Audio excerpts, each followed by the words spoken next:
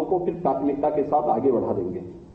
और जो मैंने देखा है कि यहां पर ग्लाइडर यूनिवर्सिटी से, यूनिवर्सिटी ऑफ वेल्स कार्डिफ से, यूके से, आईएम लखनऊ, आईएम इंदौर, डीएचयू, BITS Mesra, triple IIT Prayagraj, Narsee Monjee, NIT Prayagraj, triple IIT Gwalior, AMU, IMT Nagpur, यानी जैसे बहुत शीर्ष जो शिक्षण संस्थान है वहां से जो ग्रेजुएट हैं या पोस्ट ग्रेजुएट हैं, वह सभी जो यूथ हैं उन लोगों ने इसके लिए आवेदन किया। और आवेदन करने के बाद फिर यहां की टीम ने औद्योगिक विकास के साथ मिलकर के मुख्यमंत्री सलाहकार परिषद से जुड़े हुए जो यहां के हमारे अधिकारी हैं, इन लोगों ने मिलकर के फिर चयन की इस प्रक्रिया को आगे बढ़ाया है। और आज आपका चयन होने के बाद 14-15 दिन की ट्रेनिंग के बाद आज ये नियुक्ति पत्र वितरण का एक कार्यक्रम यहां पे संपन्न हो रहा है। मैं इस अवसर पर आप सबको हृदय से बधाई देता हूं और अपनी शुभकामनाएं देता हूं। मेरी आप सबसे ये अपील होगी कि आपके पास एक अवसर है ये कार्य करने का, अपने आप को साबित करने का, अपनी क्षमता को प्रदेश के हित में लगाने का, और आपके द्वारा जो भी प्रयास होंगे प्रदेश के हित में, उसके बेहतर परिणाम को अपनी आंखों से देखने का। उत्तर प्रदेश के सामने एक अवसर है। हम सब जानते हैं आदरणीय प्रधानमंत्री जी की असीम कृपा उत्तर प्रदेश पर है। उनके मार्गदर्शन और नेतृत्व में उत्तर प्रदेश आज देश के अंदर सभी क्षेत्रों में विकास की एक लंबी छलांग लगा रहा है। और औद्योगिक निवेश के क्षेत्र में उत्तर प्रदेश का पोटेंशियल क्या है, या तो आप देख सकते हैं जब हमने फरवरी में ग्लोबल इन्वेस्टर समिट का आयोजन उत्तर प्रदेश के अंदर किया। मैं मानता हूं कि जब लोग इस बात को मानते थे, कोई जानने को तैयार ही नहीं था कि उत्तर प्रदेश में भी इतने अच्छे प्रस्ताव आएंगे, कोई तैयारी नहीं था। लेकिन मेरे पास अनुभव था 2018 का भी। 2018 में जब उत्तर प्रदेश में इन्वेस्टर समिट होना था, तो उस समय की टीम को जब मैंने कहा था कि भाई इन्वेस्टर समिट करना है, तो ये लोग मेरे पास आए 3 महीने की एक्सरसाइज के बाद। लेकिन आने में उनको संकोच था, लेकिन मैंने बुलाया उनको, मैंने कहा बताओ मुझे क्या प्रॉब्लम है। उन्होंने कहा हमने तैयारी कर ली है। मैंने कहा तैयारी में क्या किया है? उन्होंने कहा हमने तैयारी की है, 20,000 करोड़ का निवेश के प्रस्ताव हम लोग लेके आएंगे। तो मैंने कहा नाम क्या दिया है? कहा ग्लोबल इन्वेस्टर समिट। मैंने कहा पहले नाम चेंज करो, लोअर लिमिट 2 लाख का रखो, और 2 लाख के बाद तब फिर यहां निवेश। उन्होंने कहा यूपी में कौन आएगा? मैंने कहा जो लोग लीड कर रहे हैं उन्हीं को विश्वास नहीं है, तो लोग कैसे आप पे विश्वास करेंगे? पहले स्वयं पे विश्वास करो। उन्होंने कहा यूपी में कौन आएगा? मैंने कहा यूपी में सब आएंगे, आप चिंता मत करिए, उस रोड शो की तैयारी करेंगे। हमारे पास इतना समय नहीं था कि हम दुनिया के देशों में जा सके, लेकिन उस समय देश के अंदर ही रोड शो हुए। और रोड शो में मैंने उस टीम को भेजा, मैंने कहा आप लोग जाइए, अलग अलग राज्यों में जाइए, उद्यमियों से संवाद करिए, बातचीत करिए, पॉलिसी बनाइए। कुछ कार्य हुआ, और एक रोड शो में मैंने कहा मैं जाऊंगा। मैं एक में ही गया था, तब भी गया था, इस बार भी मैं एक ही जगह गया था। और 2018 में जब मैं गया था पहले रोड शो में, यद्यपि हमें लगभग 2.5 लाख करोड़ रुपए के प्रस्ताव मिले थे उस रोड शो में, लेकिन रोड शो में जब मैं गया था तो जो भी उद्यमी वहां मुझे मिलता था सब कहते थे साहब हमने तो यूपी में कसम खाई है कि दोबारा नहीं आएंगे, लेकिन आप कह रहे हैं तो एक बार आ जाएंगे। यानी यूपी का परसेप्शन किस प्रकार का बना के रखा हुआ था, किस प्रकार की नकारात्मकता थी। वह नकारात्मकता, जब तक नकारात्मकता रहेगी तब तक किसी लक्ष्य को नहीं प्राप्त किया जा सकता। जब तक अनिर्णय की स्थिति रहेगी तब तक हम किसी लक्ष्य को नहीं प्राप्त कर सकते। जब तक हम प्रदेश के बारे में, प्रदेश के पोटेंशियल को पहचानेंगे नहीं, तब तक हम प्रदेश का कल्याण नहीं कर सकते। और मैं तब भी कहता था कि नहीं, उत्तर प्रदेश में निवेश आएगा, लेकिन 2018 था, प्रारंभिक समय था हमारे लिए। उस समय सरकार मार्च 17 में बनी थी। 17 के अंत में मैंने इन्वेस्टर समिट की बात कही थी और फरवरी 18 में हमने पहला इन्वेस्टर समिट किया था। और मुझे अच्छा लगा कि उस समय जब लक्ष्य रखा गया था तो मैंने कहा कम से कम इतना निवेश तो आएगा ही जितना उत्तर प्रदेश का वार्षिक बजट होता है। वार्षिक बजट उत्तर प्रदेश का उस समय 4,27,000 करोड़ का था। हमें 4,68,000 करोड़ रुपए के प्रस्ताव प्राप्त हुए थे। और इस बार जब इन्वेस्टर समिट हुआ था, इन्वेस्टर समिट के पहले भी इसी प्रकार की भूमिका हुई। लोग कहते हैं साहब हमारा बजट 7 लाख का था, 7 लाख करोड़ यहां पे निवेश के प्रस्ताव आएंगे। मैंने कहा एक बार प्रयास तो करो। टीमें बनाई गई, लगातार कार्यक्रम प्रारंभ हुए। औद्योगिक विकास और इन्वेस्ट यूपी ने अलग अलग पॉलिसीज भी बनाई, काफी होमवर्क हुआ। तमाम हमारी सहयोगी संस्थाओं ने भी उसमें योगदान दिया। परिणाम रहा, हम धीरे धीरे करके आगे बढ़ते गए। और इस बार आपने देखा होगा इन्वेस्टर समिट कैसे होना चाहिए, उत्तर प्रदेश ने एक मानक तय कर दिया। 35 लाख करोड़ के प्रस्ताव उत्तर प्रदेश जैसे राज्य में। लोग मुझसे पूछते हैं यूपी में इतने प्रस्ताव कैसे आए। मैंने कहा यूपी उस लायक है कि इतने प्रस्ताव आने चाहिए थे और आए। यूपी की साइज, यूपी की जनसंख्या, यूपी की पोटेंशियल इस अनुरूप है कि 35 लाख करोड़ रुपए के प्रस्ताव यूपी को मिलने चाहिए थे। बहुत सारे लोगों को लगता था कि आंकड़े फेक हैं। उन लोगों ने अपने तरीके से उस पर काम करना शुरू किया और बाद में फिर 5वें दिन 7वें दिन मुझे फोन करके बोलते थे नहीं साहब हमें अच्छा लगा कि ऑर्गेनिक है। मैंने कहा यहां इनऑर्गेनिक कुछ होता ही नहीं, जो भी होता ऑर्गेनिक ही होता है।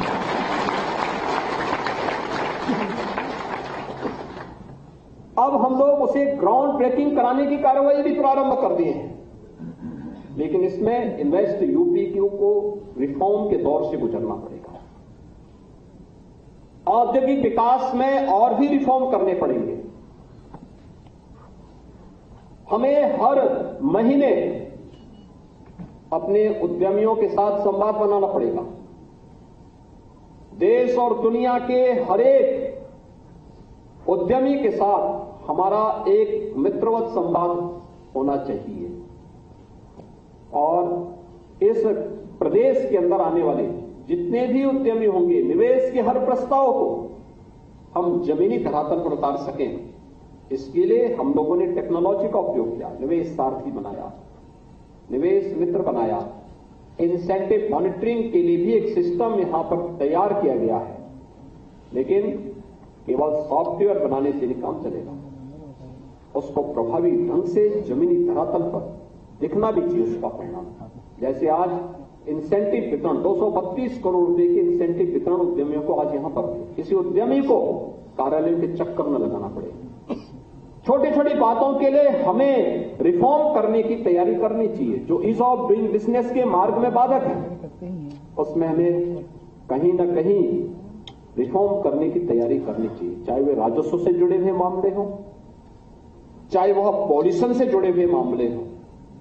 अब ये डे टू डे से जुड़े हुए उन मामलों का समाधान होना चाहिए और उस दिशा में बेहतर प्रयास को आगे बढ़ाने की दिशा में विगत 6 वर्ष के अंदर जो कदम उठाए गए हैं, आज उसके परिणाम हम सबके सामने हैं। और मैं आप सभी नवनियुक्त उद्यमी मित्रों से ही अपील करूंगा कि आपको अपने आप को साबित करने का एक अवसर मिलेगा ही। दोनों अवसर होंगे। आपको लालच भी देने का प्रयास होगा, आपके मनोबल को तोड़ने का प्रयास भी होगा, लेकिन इन दोनों परिस्थितियों में बिना डिगे, बिना बहके और बिना झुके आपको प्रदेश की 25 करोड़ जनता को ध्यान में रख करके उत्तर प्रदेश को $1 ट्रिलियन की इकोनॉमी और देश की सबसे बड़ी अर्थव्यवस्था के रूप में स्थापित करने के लक्ष्य में अपने योगदान को रेखांकित करते हुए कार्य करना है। वही आपके मूल्यांकन का सबसे बड़ा आधार होगा। कुछ लोग अथॉरिटी में काम करेंगे, कुछ लोग यूपी सीडा के साथ मिलकर काम करेंगे, कुछ लोग औद्योगिक विकास में काम करेंगे, कुछ लोग अलग अलग जनपदों में जो हमारी अथॉरिटी है वहां पर जाके कार्य करेंगे, कुछ लोगों को अलग अलग क्षेत्रों में उनको कार्य करने का अवसर प्राप्त होगा। अच्छा होगा कि प्रतिमाह हर जनपद में हमारे औद्योगिक विकास से जुड़े हुए वहां पर उद्यमियों के साथ जिलाधिकारी और मंडलायुक्त की बैठकें होती हैं। हमारा प्रयास होना चाहिए कि उस समय जो मुद्दे आते हैं आप लोग चुपचाप बैठ के देखना है। जो मुद्दे आते हैं उसको नोट कर लिया, उस उद्यमी के फोन नंबर को भी नोट कर लिया। फिर प्रयास होना चाहिए जिससे संबंधित मामला उनसे कहकर कि ये मामला आया है, इसका आप समाधान एक समय सीमा के अंदर करिए। अगर वो कहता कर लिया तो उस उद्यमी से बात कर लिया कि आपकी समस्या थी, क्या इसका समाधान हुआ कि नहीं हुआ। नहीं हुआ है, आपका कार्य है फिर यहां पर ऊपर की इकाई में बताना कि फलानी बैठक में ये मुद्दा उठा था लेकिन अब तक समाधान नहीं हो पाया है, इसके लिए हमें क्या करना। इसके बारे में अगर शासन इसका संज्ञान लेकर के फलाने उद्यमी से बातचीत करके उसकी क्वेरीज को समाधान कर लेंगे तो ये है हमें ईज ऑफ डूइंग बिजनेस के इस कार्यक्रम को, इस लक्ष्य को आगे बढ़ाने में हम मदद कर सकते हैं। ईज ऑफ लिविंग के लक्ष्य को हम आगे बढ़ाने में योगदान दे सकते हैं। प्रदेश के परसेप्शन को और बेहतर बनाने में हम योगदान दे सकते हैं। आज प्रदेश की कानून व्यवस्था में कोई उंगली नहीं उठा सकता क्योंकि हमने कोई लोच लचक उसमें छोड़ी नहीं है। जो कार्य होना है सीधे सीधे होना है और उसमें जब कोई गुंजाइश नहीं है तो कोई उंगली भी नहीं उठा सकता। ऐसे ही औद्योगिक निवेश के क्षेत्र में भी हमें कोई गुंजाइश नहीं छोड़नी है। हर कार्य को बिना किसी हीला हवाली के त्वरित निर्णय लेने की सामर्थ्य विकसित करते हुए पारदर्शी तरीके से, शुचितापूर्ण तरीके से कार्य करेंगे, कोई आपके कार्य में उंगली नहीं उठा सकता। और उस हेतु का काम आपको करना है। या कहीं भी कोई कार्य होता है, किसी भी स्तर पर किसी भी व्यक्ति को अनावश्यक रूप से उंगली उठाने का अवसर प्राप्त नहीं होना चाहिए। और यह एक उचित अवसर आपके पास होगा।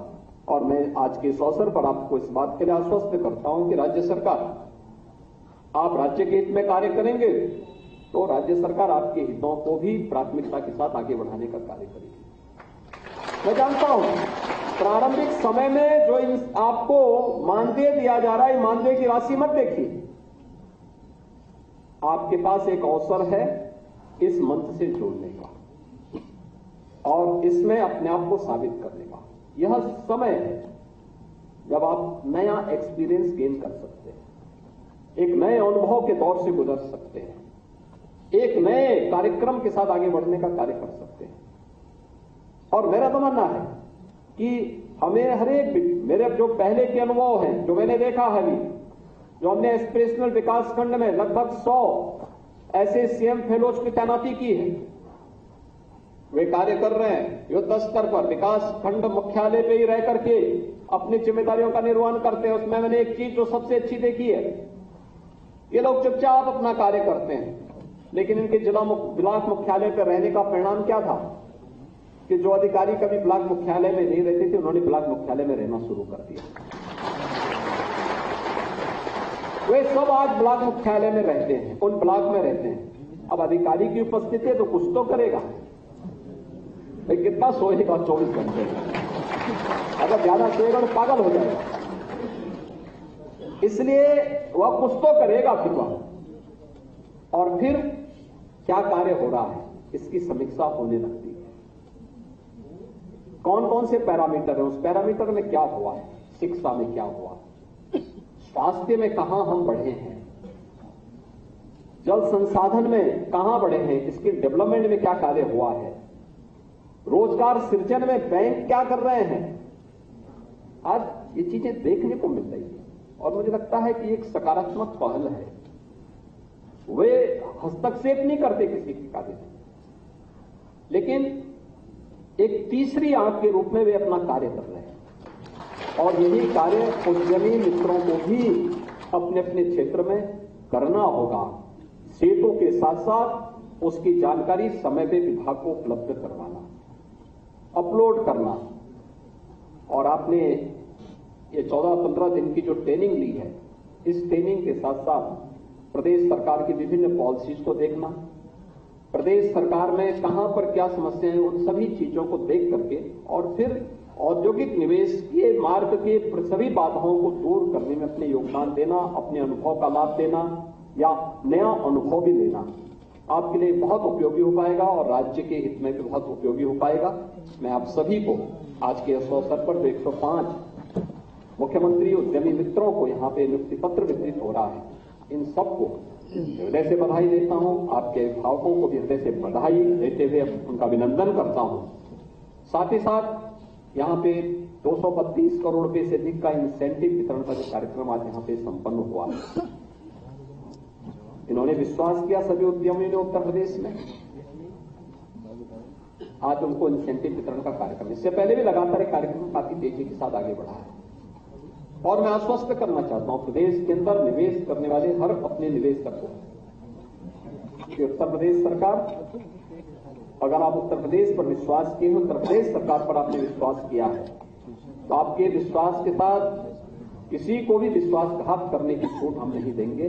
आप यहां पे जैसे ईज ऑफ डूइंग बिजनेस के लक्ष्य को उत्तर प्रदेश ने तेजी के साथ चेंज किया है, 14वें से लेकर दूसरे नंबर पर हम आ गए, ऐसे ही उत्तर प्रदेश के अंदर जैसे सुरक्षा का एक बेहतर वातावरण दिया है, आज के दिन पर कोई उद्यमी, कोई व्यापारी आज के दिन पे शिकायत नहीं करेगा कि किसी ने उनको फोन किया पैसे लेने के। यानी अब तो कोई आप लोगों से कोई राजनीतिक चंदा भी चुनाव में नहीं मांगता होगा, यानी नहीं मांगता होगा, कोई नहीं मांगता है। ये नया उत्तर प्रदेश है और मुझे लगता है ये उत्तर प्रदेश में ही होता है जहां किसी व्यापारी या किसी उद्यमी से कोई गुंडा तो दूर, कोई व्यक्ति चुनाव में भी कोई सहयोग नहीं मांगता है। और यह एक नया चेंज है क्योंकि उत्तर प्रदेश का हर व्यक्ति उत्तर प्रदेश के विकास के लिए पूरी प्रतिबद्धता के साथ योगदान देना चाहता है। ये उत्तर प्रदेश के नागरिकों के मन में भाव आया है कि नहीं, जो हुआ उसको भूल जाओ, अब हमें नए सिरे से उत्तर प्रदेश को बनाना है और ये नए उत्तर प्रदेश को बनाने की प्रक्रिया है। कोई भी दल हो, कोई भी व्यक्ति हो, किसी भी पार्टी का हो, लेकिन आज के दिन पर ये जो चेंज आया है ये उसका उत्तर प्रदेश के प्रति योगदान के रूप में आप मान सकते हैं। और मैं आपको आश्वस्त करता हूं कि उत्तर प्रदेश में ये चेंज आपको निरंतर लाभ देगा। इसलिए अधिक से अधिक निवेश उत्तर प्रदेश में करिए, रोजगार का सृजन करिए और सीएसआर की निधि का उपयोग उत्तर प्रदेश में ही करिए, क्योंकि यह आपके लिए महत्वपूर्ण होगा। हर इंडस्ट्री अपने साथ किसी एक इंस्टीट्यूशन को जरूर जोड़े। आपकी रिक्वायरमेंट क्या है, उसके अनुरूप स्किल डेवलपमेंट के कार्य के साथ यहां के यूथ को जोड़िए। ये यूथ जो हमारी सबसे बड़ी ताकत है, एमएसएमई का इतना बड़ा बेस हमारे पास है, वहां जाएगा। हमने टाटा के साथ अभी एक एमओयू किया है, वो हमारे 150 आईटीआई को बेहतरीन आईटीआई के रूप में न्यू एज कोर्सेज के साथ जोड़ने के कार्यक्रम के साथ आगे बढ़ रहा है। और मैं सभी इंडस्ट्री से कहूंगा कि वे किसी न किसी एक इंस्टीट्यूशन को जोड़े अपने साथ। इंस्टीट्यूशन से जुड़े हुए लोगों को अपने आप व्यवहारिक ट्रेनिंग दिलाए। हमने सीएम इंटर्नशिप की स्कीम भी निकाली है। इस स्कीम के अंतर्गत अगर आप अपने यहां किसी अनस्किल्ड मैन पावर को रखते हैं, उसकी ट्रेनिंग करवाते हैं, इंटर्नशिप स्कीम के अंतर्गत आधा पैसा राज्य सरकार आपको देगी, आधा पैसा मानदेय के रूप में आप उनको दीजिए। उसको कार्य मिलेगा, एक निश्चित पीरियड तक वो कार्य करेगा, उसके बाद कहीं ना कहीं उसका समायोजन होगा और आधा पैसा राज्य सरकार आपको देगी। और मुझे लगता है ये बड़ा प्रयास होगा उत्तर प्रदेश के अंदर अगले एक वर्ष के अंदर 7.5 लाख नौजवानों को हम इस स्कीम के साथ जोड़ने का कार्य हमने तय किया है। एक बड़ा अभियान होगा। और उत्तर प्रदेश के अंदर जैसे बेसिक शिक्षा में, उत्तर प्रदेश तो शिक्षा का केंद्र भी तो रहा है देश का। बेसिक शिक्षा में 1,33,000 विद्यालयों का ऑपरेशन कायाकल्प के अंतर्गत हम लोगों ने अच्छा इंफ्रास्ट्रक्चर तैयार किया है।